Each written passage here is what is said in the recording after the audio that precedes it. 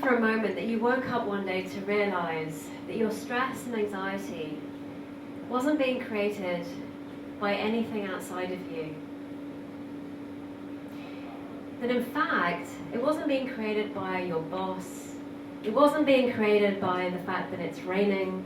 It wasn't being created by the fact that you may not have enough money in your account. It's not being created by the fact that you may have a stressful job or you may have loads of demands. That it's only ever being created from one place. And that place is our thinking in any given moment. Now, I've been in personal development for quite a while. In fact, I've been in personal development for about 5 or 6 years. And I kind of knew this, but I didn't really know it until about a year ago. And when I really saw that truth, it really transformed my own life. And now I've shifted from working with women to overcome heartbreak to transform stress into an effortless lifestyle that I know that each and every one of us can actually live. Part of my experiment was to move to Bali because I realized that actually my life back in the UK wasn't one that I really had bought into. I was highly stressed, and even though everything from the outside looked amazing, I had written a best-selling book, I had found the love of my life, I was getting married, and on paper, financially, things were great. However, I wasn't making any money in my business. And that was a highly stressful situation for me personally, because I wasn't making the impact that I wanted on the world. How many of you here have often felt like that? You want to make an impact, or that somehow things seem to be okay, but you're not feeling it by a show of hands? Yeah. So that was me. And so over the year, things changed. And what changed was what I could see and what was creating my experience. Now, I now have a successful business. I now have money coming in. I actually have amazing clients to transform their stress into peace and stillness so they can actually stop living a lifestyle that really has trapped them and instead live a lifestyle that can truly support and nurture them. But it wasn't always that way. Back in 2008, I found myself in a very different situation. I was actually going through a divorce at the time. And back then, I didn't have these sorts of understandings. Back then, I used alcohol, cigarettes, and drugs to get me through the day. Now, I drank so much that I couldn't actually remember the day before. I smoked so much that my tongue went black. And actually, the other way that I got through this was psychics too. In fact, I would phone them up just to know that tomorrow was going to be better than today. And I must have spent over £5,000 just to hear them say things were going to be okay. Now, I don't know about you, but there are days that really, for me personally, were like yesterday. And I remember this one day when I finally realized I actually had hit rock bottom. And I admitted myself into hospital because I realized that if I didn't, that I would probably not be alive today. The pain was so excruciatingly bad at that point because of what was going on in my life that I decided that it was time to end it. But I knew intrinsically that I had to get help. So I dragged myself to the hospital, I sat myself down, and I was like, how did I get here again? Because you see, back 10 years before, I found myself in exactly the same situation.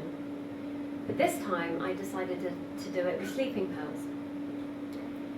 Now, I don't know how many hours must have gone by, but I suddenly heard the doctor call me in, and I sat myself down, but I wasn't really ready for what he was about to say to me. And he said, because you've admitted yourself into hospital, we can't actually let you out. And I suddenly started having images of One Flew Over the Cuckoo's Nest. Have you seen that movie? And all this chaos, I suddenly heard a voice deep from within that said,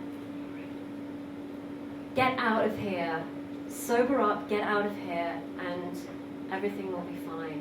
Convince him that you're okay. And that's what I did. And 20 minutes later, I convinced him that I was sane enough to leave the hospital. And what I realized that day was this, that each and every one of us has a divine, innate wisdom inside of us. That voice resides in each and every one of us. And what I realized is that was the first time I actually acknowledged and listened to it. Now, a lot of people ask me, well, how do you transform stress into effortless living? How do you do that? How do you do it? Well, through insight.